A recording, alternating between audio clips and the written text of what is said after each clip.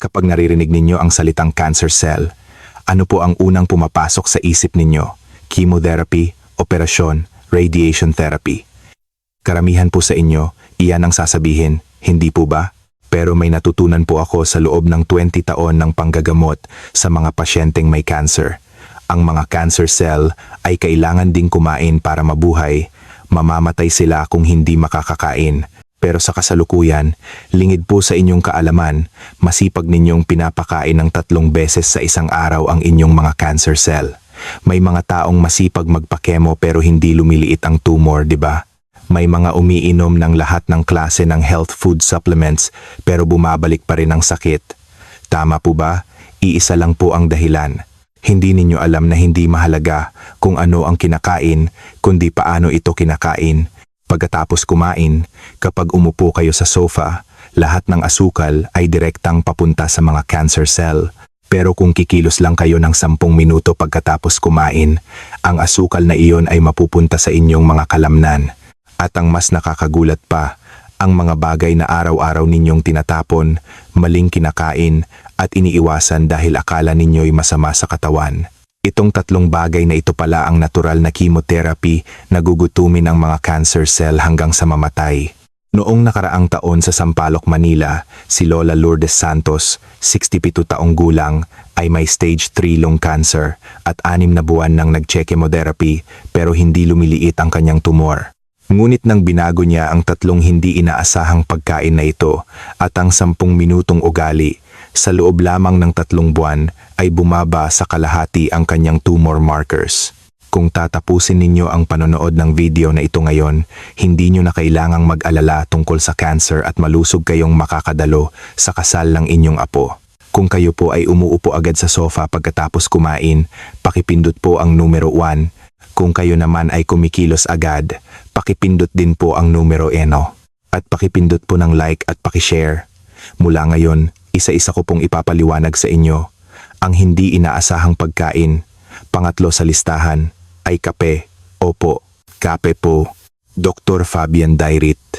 Hindi po ba bawal ang kape sa may cancer? Kalahati po ng mga pasyente ko ay ganito ang tanong. Sabi po kasi masama ang caffeine sa katawan, kaya tinigil ko na. Narinig ko pong nakaka-cancer ang kape. Hindi po, kabaligtaran po iyon. Ang kape ay binabawasan ang panganib ng liver cancer ng kalahati at pinipigilan ang colorectal cancer ng 30%. Kahit 1 tasa lang sa isang araw ay magpapabagal sa pagdami ng mga cancer cell. Sa simula, hindi rin po ako naniwala. 20 taon na ang nakalipas, sinasabi ko rin sa mga pasyente kong may cancer na bawasan ang pag-inom ng kape. Ngunit noong 2015, nagulat ako nang makita ko ang datos mula sa isang joint research ng Philippine General Hospital at isang cancer center sa Japan. Sinubaybayan nila sa loob ng 10 taon ang 1,000 pasyente na may liver cancer na umiinom ng 1 tasa o higit pang kape sa isang araw at 1,000 pasyente na hindi umiinom. Ano po sa tingin ninyo ang resulta? Sa grupo ng uminom ng kape, 7 sa bawat 10 tao ang hindi na bumalik ang sakit. Sa grupo ng hindi uminom, 5 lang sa bawat 10 ang hindi bumalik ang sakit. Isipin ninyo na may 10 senior citizen sa isang daycare center. Sa grupo ng uminom ng kape, 7 ang nanatiling malusog.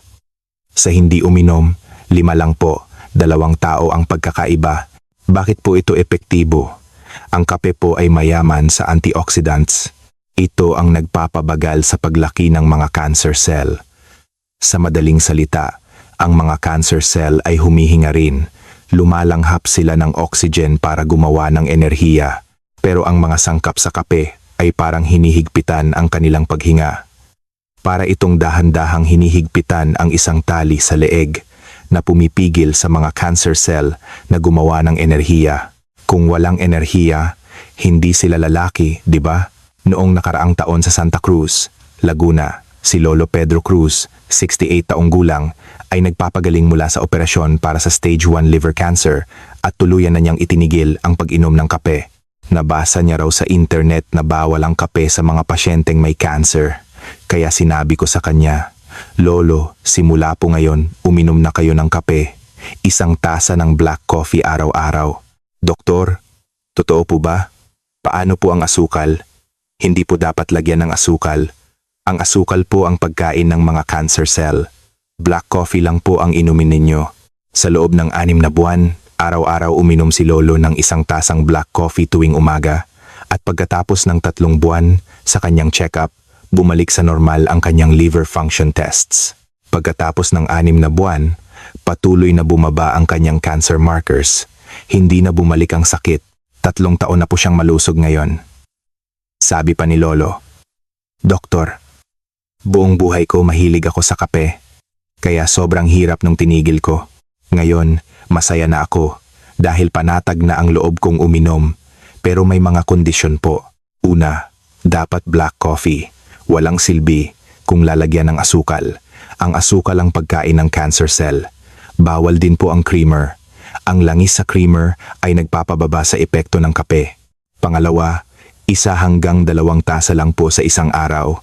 Kung sosobrahan, baka hindi kayo makatulog at bumilis ang tibok ng puso dahil sa caffeine. Mahalaga po ang katamtaman. Pangatlo, bawal po ang trasin, 1 coffee. Ang trasin, 1 coffee ay punong-puno ng asukal. Ang isang sachet ay katumbas ng 3 kutsaritang asukal. Para nyo na ring pinakain ang mga cancer cell. Kung ganoon, doktor, anong kape po ang iinumin namin? Simple lang po. Magtimpla kayo ng brewed coffee sa bahay o bumili ng Americano sa convenience store. Kung pupunta kayo sa coffee shop, sabihin nyo lang, 1 Americano, nasa 100 hanggang 150 pesos lang po iyon. Kung 1 tasa sa isang araw, aabot lang ng mga 3,000 pesos ang gastos nyo sa kape sa isang buwan. Hindi pa ito aabot sa 1,100 ng gastos sa isang session ng chemotherapy. Sa Cebu City, si Lola Teresita Gomez, 70 taong gulang, ay regular na umiinom ng black coffee pagkatapos ng kanyang operasyon sa stage 2 colon cancer. 1 tasa tuwing alas 9 ng umaga. Ginawa niya ito sa loob ng 5 taon at nanatili siyang malusog at hindi na bumalik ang sakit. Sabi ni Lola, tuwing umiinom ako ng kape, iniisip ko na ito ang gamot ko, kaya kahit mapait, hindi na gaanong mapait. Mga kababayan, simula po ngayon, uminom na tayo ng kape, 1 tasa ng black coffee araw-araw. Sabay-sabay nating gutumin ang mga cancer cell. Okay, tapos na po tayo sa pangatlo, ang kape. Pero ang pangalawa ay mas nakakagulat. Ito mismo ang bagay na akala ninyo ay absolutong bawal sa isang pasyenteng may cancer. Lubos po kayong nagkakamali. Ang hindi inaasahang pagkain, pangalawa sa listahan, ay karne. Opo, karne po. Doktor, hindi po ba dapat itigil na ng mga pasyenteng may cancer ang pagkain ng karne? Karamihan po sa mga pasyente ko ay ganito ang sinasabi. Naging vegetarian na po ako simula nang madiagnose ako. Narinig ko pong mas lumalaki ang cancer kapag kumakain ng karne. Araw-araw na lang po akong kumakain ng vegetable salad. Hindi po, lubos po kayong nagkakamali. Kapag hindi kayo kumain ng karne, mas lalong lalakas ang mga cancer cell. Dahil po magsisimulang matunaw ang mga kalamnan sa ating katawan. Ano po ba ang lumalaban sa mga cancer cell? Ang ating mga immune cell. At ano po ang materyales na gumagawa ng mga immune cell na iyon? Protina. Ang mismong protina na nasa karne. Kapag hindi kayo kumain ng karne, magkukulang kayo sa protina. At saan kukunin ng ating katawan ang protina? Kinakain nito ang sarili nating mga kalamnan. Tinutunaw nito ang mga kalamnan sa braso at binti para gawing immune cells. At kapag natunaw ang kalamnan, ano ang mangyayari? Manghihina kayo, mahihirapang maglakad, at palagi na lang hihiga at sasabihin ng mga cancer cell, aba, mahina na ang taong ito at mas bibilis ang paglaki nila. Noong nakaraang taon sa Malate, Manila, si Lola Elena Reyes, 66 taong gulang, ay naging purong vegetarian pagkatapos ng kanyang operasyon sa stage 2 breast cancer. Hindi siya kumain kahit 1 piraso ng karne dahil sa isang YouTube video na nagsasabing dapat malinis na pagkain lang ang kainin ng mga pasyenteng may cancer. Pagkatapos ng 6 na buwan, bumisita si Lola at nagulat ako. Nabawasan siya ng 12 kilo. Pero hindi taba ang nawala sa kanya. Mga kalamnan niya ang nawala.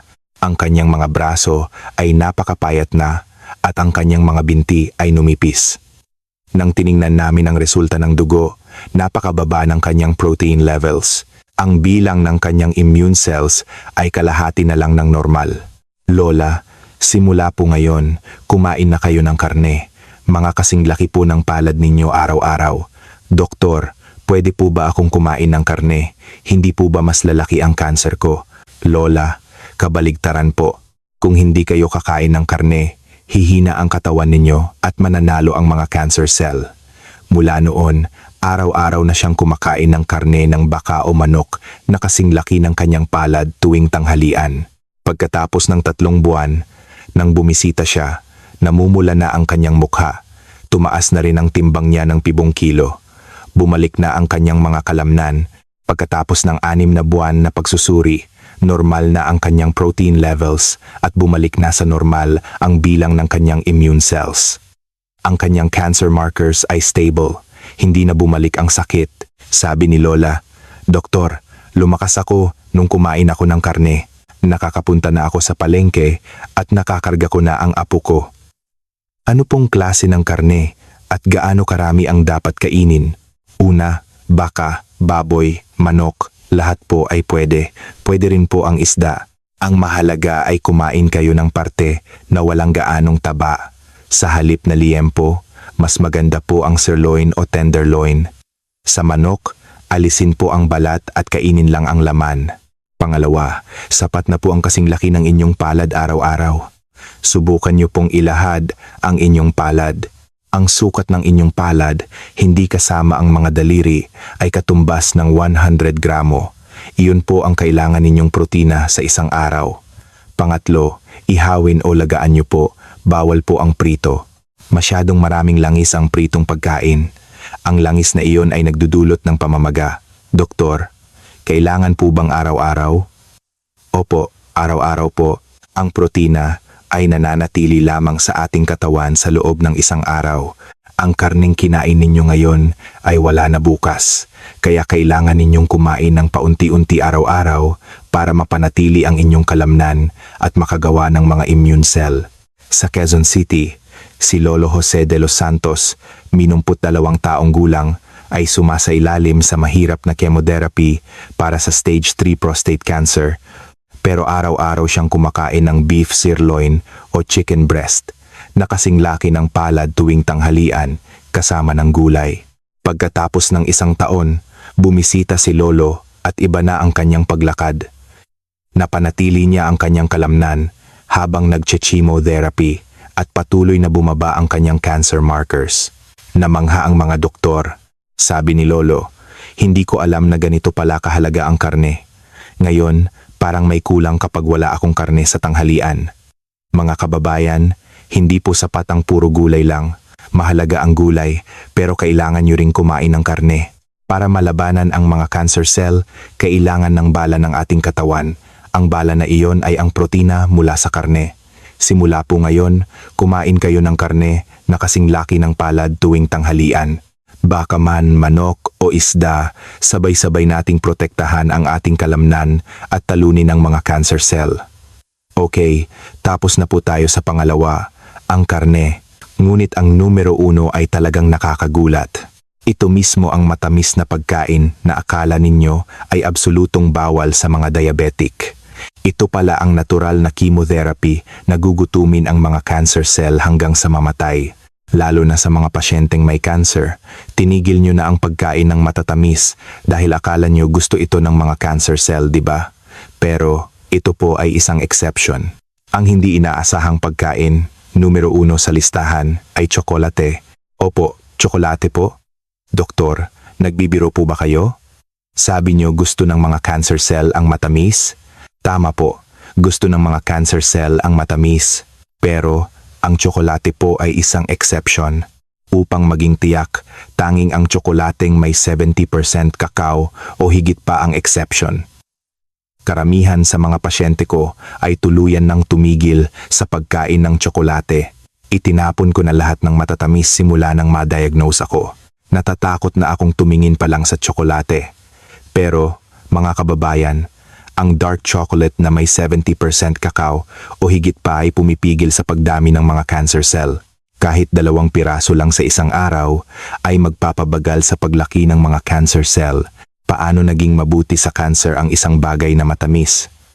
Itatanong ninyo, ano po ba ang sangkap ng tsokolate? Kakao. Ang kakao na ito ay mayaman sa antioxidants. Ito ang pumipigil sa paglaki ng mga cancer cell. Sa madaling salita, para lumaki ang mga cancer cell, kailangan nila ng oxygen, pero pinuputol ng kakao ang supply ng oxygen sa kanila. Parang tinatakpan ang butas ng hangin sa isang silid. Kapag walang hangin, hindi makakahinga, di ba? Ganoon din po ang mga cancer cell. Pero may mahalaga po ritong bagay. Mahigpit po ang mga kondisyon. Una, dapat 70% kakao o higit pa. Sa likod ng balot, may nakasulat na numero. 70%, 85%, ganyan po. Kailangan po lumampas sa 70% para maging epektibo.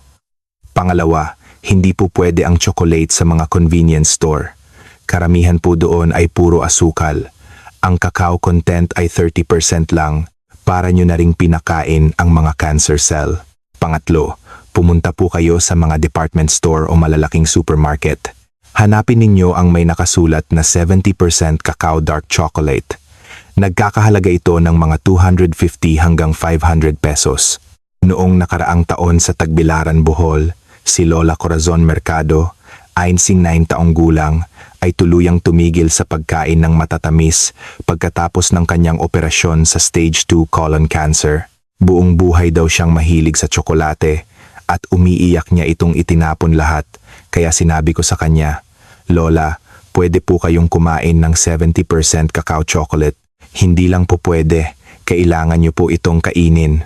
Doktor, totoo po ba? Pwede pong maging gamot ang tsokolate? Opo, basta susundin niyo lang po ang mga kondisyon. Umili si Lola ng 85% cacao chocolate sa department store. At araw-araw, kumakain siya ng 2 piraso kasabay ng kanyang kape sa umaga. Sa simula, nahirapan daw siya dahil sobrang pait. Tsokolate po ba ito? Parang gamot, sabi niya. Pero pagkatapos ng 1 linggo, nasanay na raw siya. Mas naging matabang na raw sa panlasa niya ang matamis na tsokolate. Pagkatapos ng 3 buwan, bumisita si Lola. Bumaba ang kanyang presyon. Dati siyang umiinom ng gamot sa high blood, pero bumalik na sa normal ang kanyang presyon. At pagkatapos ng 6 na buwan, patuloy na bumaba ang kanyang cancer markers. Hindi na bumalik ang sakit. Sabi ni Lola, masaya ako na naaalagaan ko ang cancer ko habang kumakain ng tsokolate. Dahil iniisip kong gamot ito, hindi na siya mapait. Isang Dutch Cancer Research Institute ang nagsagawa ng 50 taong pag-aaral. Ikinumpara nila ang 500 pasyente ng colon cancer na kumakain ng 2 piraso ng 70% cacao chocolate araw-araw sa 500 pasyente na hindi. Ang recurrence rate ay may 35% na pagkakaiba. Isipin ninyo na may 10 senior citizen sa isang daycare center. Sa grupo ng kumain ng cacao chocolate, 7 ang hindi na bumalik ang sakit. Sa hindi kumain, 4 lang, 3 tao ang pagkakaiba. Pero mga kababayan, huwag po kayong magpapaloko. Karamihan sa mga tsokolateng ibinebenta ay peke. Kahit nakasulat na dark chocolate, tingnan niyo po ang likod. Kung 50% cacao lang, kulang po iyon. Kailangan po lumampas sa 70% at hindi rin po pwede ang mga chocolate bar. Mas marami po ang asukal doon. Kapag mas marami ang asukal kaysa kakao, pinapakain nyo lang po ang mga cancer cell. Sa Sampaloc, Manila, si Lolo Manuel Garcia, 73 taong gulang, ay nagpapagaling mula sa stage 3 prostate cancer at araw-araw siyang kumakain ng 2 piraso ng 70% cacao chocolate tuwing umaga. Kasabay ng kanyang kape. Pagkatapos ng 1 taon, bumisita si Lolo at mas magaan na ang kanyang paglakad. Patuloy ring bumaba ang kanyang cancer markers, sabi ni Lolo. Ngayon, parang may kulang kapag wala akong tsokolate. Iniisip ko na lang na gamot ito. Mga kababayan, 2 piraso lang po sa isang araw. Pwede ninyong kainin kasabay ng kape sa umaga. Kapag naghalo ang pait, mas nagiging malinamnam ito. Tandaan ninyo, 70% cacao o higit pa bilhin sa department store o malaking supermarket 2 piraso tuwing umaga. Sabay-sabay nating talunin ang mga cancer cell sa matamis na paraan. Okay, tapos na po tayo sa 3 hindi inaasahang pagkain. Pero mga kababayan, hindi po sapat na kainin lang ang mga ito. Naaalala niyo po ba ang sinabi ko sa simula, ang himala ng 10 minuto pagkatapos kumain? Ngayon, papasok na po tayo sa pinakamahalagang bahagi, ang himala ng 10 minuto pagkatapos kumain. Mga kababayan, pagkatapos ninyong mananghalian, saan po kayo pumupunta? Sa sofa, di ba? Sa kama, di ba? Alam ko po, kapag busog, gusto nating humiga. Ngunit sa sandaling iyon mismo, nagsisimulang kumain ang mga cancer cell. Kapag kumain tayo, sa loob ng 30 minuto, biglang tataas ang ating blood sugar. Ang isang mangkok ng kanin ay katumbas ng pagkain ng 14 na pirasong sugar cubes. Ang napakaraming asukal na iyon ay dumadaloy sa ating dugo. At saan po pupunta ang asukal na iyon? Sa 2 lugar lang po, sa kalamnan o sa mga cancer cell. Kung gagamitin natin ang ating kalamnan, doon ito mapupunta. Ngunit kung nakaupo lang kayo sa sofa, hindi nyo ginagamit ang inyong kalamnan. Kaya saan po mapupunta ang lahat ng asukal? Direktang mapupunta sa hapagkainan ng mga cancer cell. Ang mga cancer cell ay kumakain ng 10 beses na mas maraming asukal kaysa sa normal na mga cell. Parang gutom na tao, sinasakmal nila ang asukal. Kaya kapag nakaupo lang kayo pagkatapos kumain, nagkakaroon ng fiesta ang mga cancer cell. Noong nakaraang taon sa Davao City, si Lola Rosario Villanueva, 64 taong gulang, ay sumasailalim sa chemotherapy para sa stage 2 pancreatic cancer at ang kanyang blood sugar ay lumalampas sa 200 tuwing pagkatapos kumain. Wala siyang diabetes pero mataas lang ang kanyang post-meal blood sugar. Lola, ano po ang ginagawa ninyo pagkatapos kumain? Nakaupo po sa sofa at nanonood ng TV. Kapag busog, gusto ko pong humiga. Iyon na nga po, naiintindihan ko po kayo. Ngunit ang 10 minutong iyon ang naglalagay sa panganib sa buhay ninyo. Lola, simula po ngayon, pagkatapos kumain, kumilos po kayo ng 10 minuto. Pwede po kayong manood ng TV, pero gawin niyo pong nakatayo. O kaya mag-marching in place lang po kayo.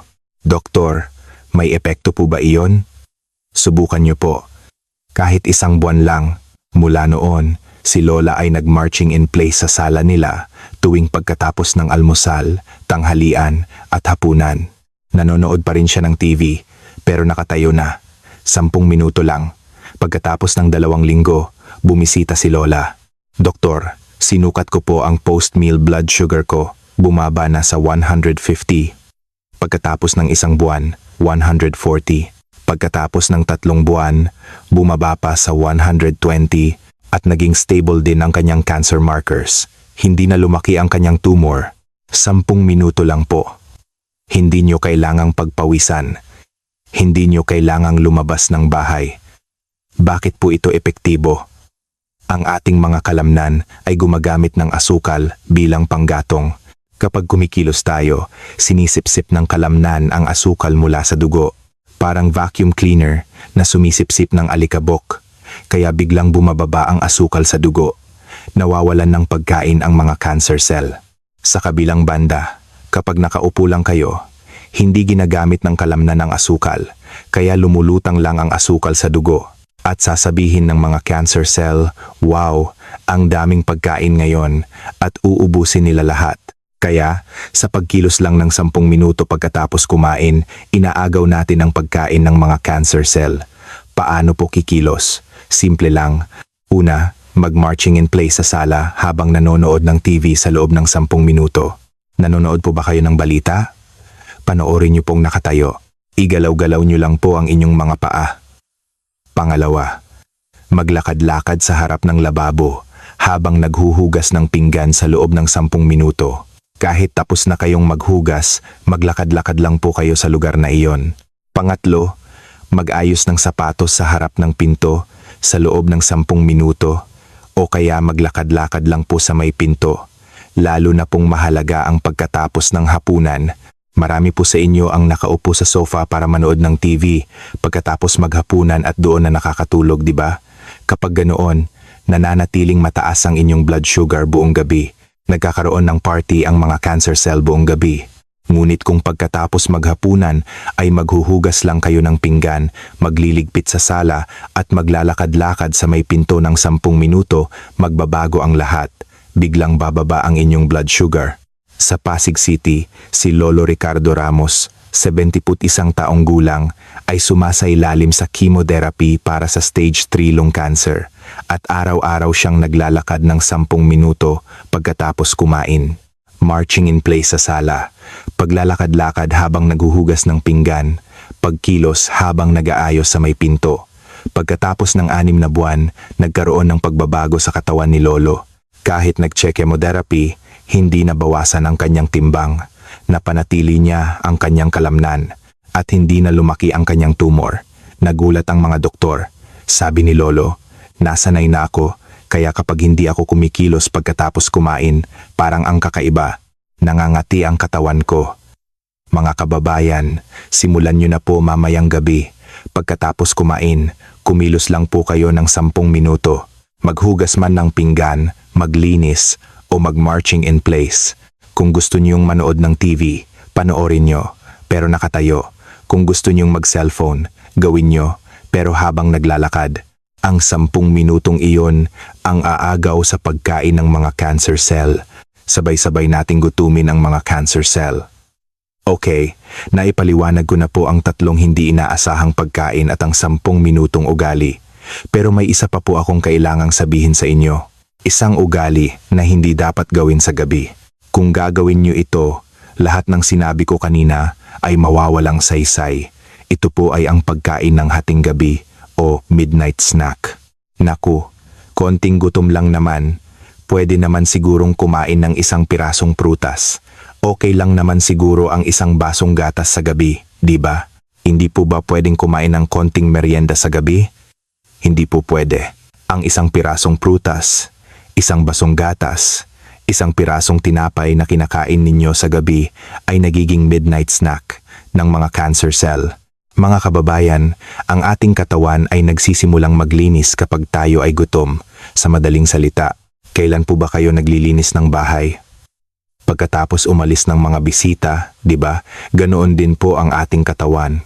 Nagsisimula itong maglinis kapag natunaw na ang pagkain at gutom na tayo. Ngunit kung kakain kayo ng midnight snack, ano ang mangyayari? Sasabihin ng ating katawan, naku, may bisita na naman. Mamaya na lang ang paglilinis. At hindi na ito maglilinis.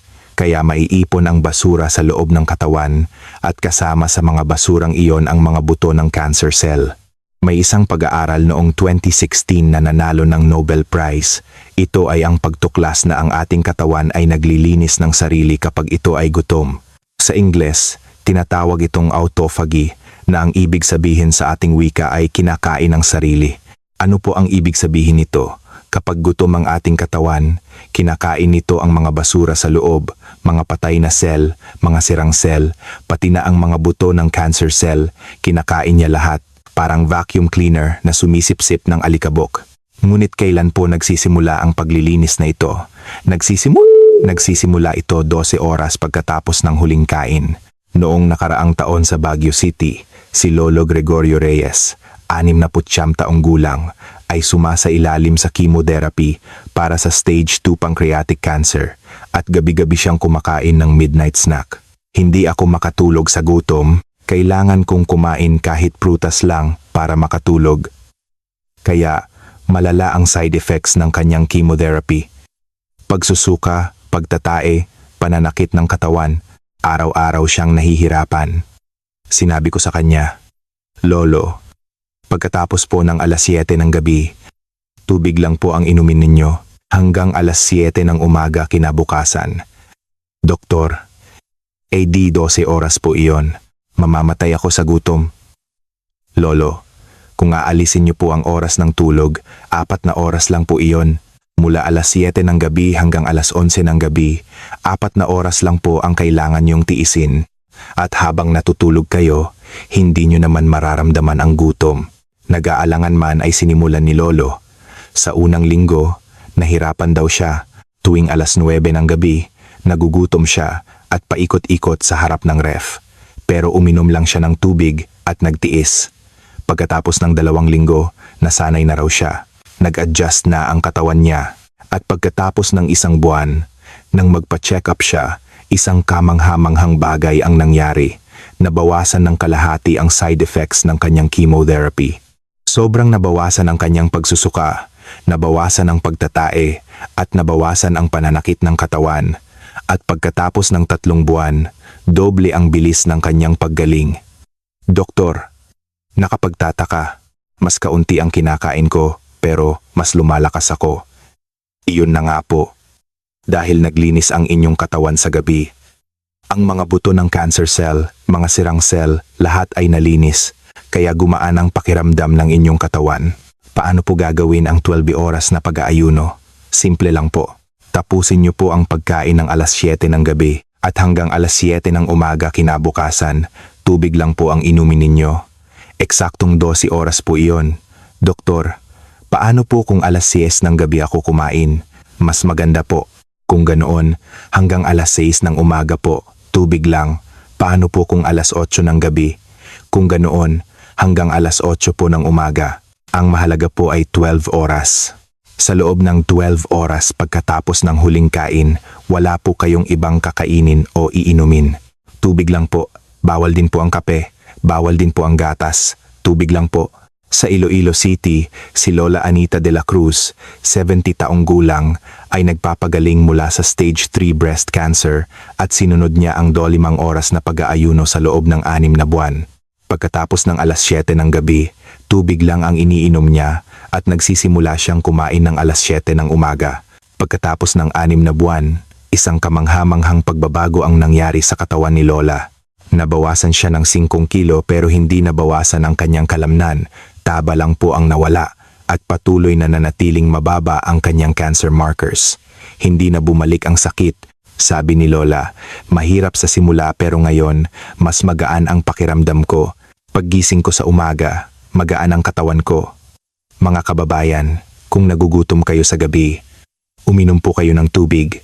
Isang basong maligamgam na tubig ay makakabawas sa gutom at isipin ninyo, naglinis ngayon ang katawan ko. Nililinis nito ang mga buto ng cancer cell. Simulan nyo na po ngayon ang 12 oras na pag-aayuno. Pagkatapos ng alas 7 ng gabi, tubig lang po at magsimulang kumain ng alas 7 ng umaga. Sabay-sabay nating linisin ang ating katawan at gutumin ang mga cancer cell. Ibuod ko po ang mga sinabi ko sa inyo ngayon. 3 hindi inaasahang pagkain, kape, karne, tsokolate. Ang mga pagkain ito na akala ninyo ay absolutong bawal sa mga pasyenteng may cancer ay ang siyang gugutom sa mga cancer cell hanggang sa mamatay. 1 tasang black coffee araw-araw, karneng kasing laki ng palad araw-araw, 2 pirasong 70% cacao chocolate sa umaga.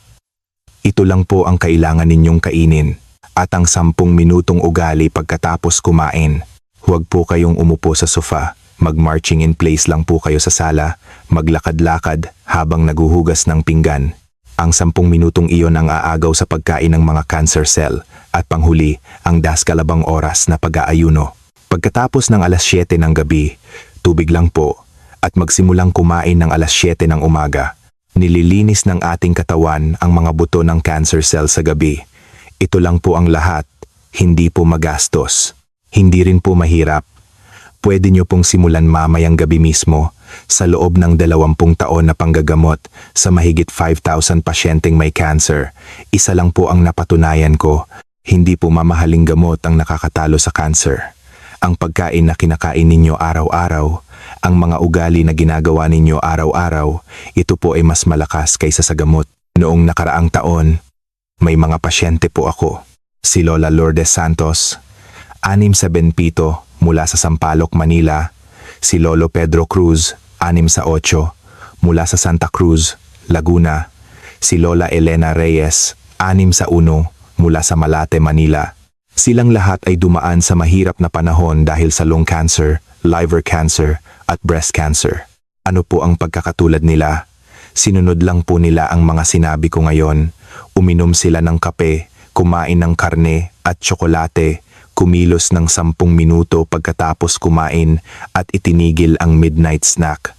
Pagkatapos ng 6 na buwan, 1 taon, nagkaroon ng pagbabago sa kanilang katawan. Bumaba ang kanilang cancer markers at hindi na bumalik ang sakit. Hanggang ngayon, malusog silang namumuhay. May iisang bagay na sinabi ng mga lolo at lola. Doktor, bakit hindi niyo po ito sinabi sa amin noon pa? Ang simple lang pala. Tuwing naririnig ko iyon, kumikirot ang puso ko. Naisip ko na kailangan kong ibahagi ang nalalaman ko sa mas maraming tao. Hindi lang sa mga pumupunta sa ospital, kundi sa lahat ng tao sa buong bansa. Kaya ginawa ko ang video na ito. Mga kababayan, nakakatakot po kapag na-diagnose ng cancer, di ba? Mahirap po ang chemotherapy, di ba? Pero huwag po kayong susuko. Simula po ngayon, baguhin ninyo ang isang maliit na ugali. Mamayang gabi, magsimula po kayo sa isang tasang black coffee. Bukas sa tanghalian, kumain po kayo ng karneng kasing laki ng palad. Sa susunod na umaga, kumain po kayo ng 2 pirasong cacao chocolate at pagkatapos kumain, sa halip na sa sofa, maglakad-lakad lang po kayo sa sala ng 10 minuto. Pagkatapos ng 7:00 ng gabi, tubig lang po. Pagkatapos ng 1 buwan, magbabago ang inyong katawan. Pagkatapos ng 3 buwan, magbabago ang resulta ng inyong mga pagsusuri. Pagkatapos ng 6 na buwan, magbabago ang inyong buhay. Malusog kayong makakadalo sa kasal ng inyong apo. Makakapag-travel kayo, makikipagkita sa mga kaibigan, at magagawa nyo ang lahat ng gusto nyo. Mababawasan din ang pag-aalala sa gastos sa gamot. Ang pinakamasaya po ako ay kapag nakikita ko kayong gumagaling. Iyon po ang dahilan kung bakit ako naging doktor. Kung nakatulong po sa inyo ang video na ito, pakipindot po ang subscribe button. Kapag pinindot nyo ang subscribe button, kayo po ang unang makakatanggap ng mga impormasyong nagliligtas ng buhay na tulad nito at pakipindot din po ng like. Kung maraming mag-like, mas maraming tao ang makakapanood ng video na ito. Lalo na po kung may mga kakilala kayong nakikipaglaban sa cancer o nag-aalala tungkol sa cancer, pakishare po ng video na ito. Ipadala nyo po sa Messenger at i-post sa inyong family group chat. Ang isang video na ito ay maaaring magligtas ng buhay ng isang tao. Mag-iwan din po kayo ng komento at ibahagi ang inyong karanasan. Kung kayo po ay nangangakong magsisimula na ngayon, pakipindot po ang numero 1. Magtulungan po tayo at magbigayan ng lakas ng loob para mapanatili ang ating kalusugan. Mga kababayan, ang cancer ay isang nakakatakot na sakit, pero ito rin ay isang sakit na kayang labanan. Simula po ngayon, sabay-sabay nating putulin ang pagkain ng mga cancer cell. 1 tasang kape, 1 pirasong karne, 2 pirasong tsokolate, 10 minuto pagkatapos kumain, at tubig lang sa gabi. Ito lang po ang tandaan ninyo. Sinusuportahan ko po ang inyong malusog na kinabukasan. Nawa ay mabuhay tayong lahat ng malusog at mahaba. Salamat po.